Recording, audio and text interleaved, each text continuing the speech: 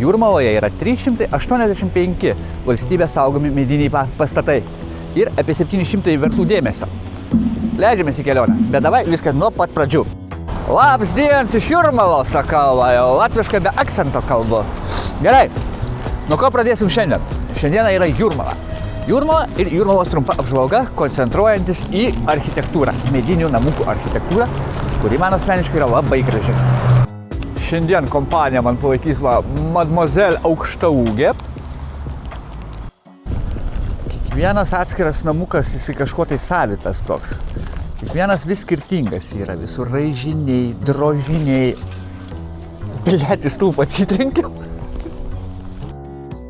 Panašaus stiliaus namukų Druskininkuose gali rasti. Kiek domėjausi, dauguma tų visų namų pastatyti 1908-18 metais. Tai buvo Jūrmalos klestėjimo laikas. Dominuoja balkonai, bokšteliai, pasisukimai, visokie formos. Dauguma iš pastatų yra prikelti antram gyvenimui, kai kurie, aišku, laukia dar savo eilės. Visi jie statyti iš vietinių medžiagų, nenaudojant brangios medienos, tai yra ąžuolo, uosio. Pagrindas yra spygliuočiai. Bet jūs pažiūrėkite juos. Čia yra kažkas nerealaus. Vietinių meistrų meistriškumas tai yra aukščiausio lygio. Jaučiu, kad mane tuoj užpaus mimai. Jie čia visi paskui seka. Oh! Hello!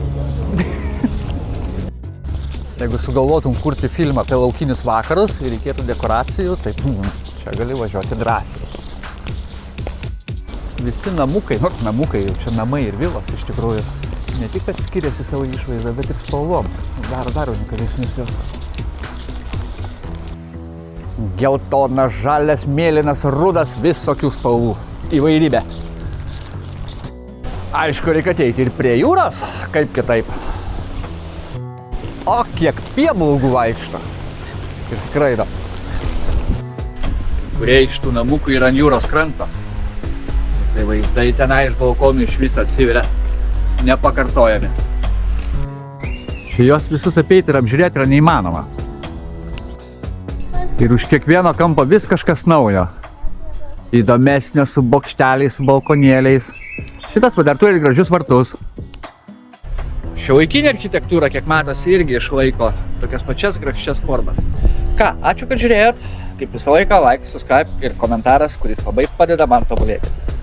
O aš jau viskas. Į Begemotą ir į Kauną.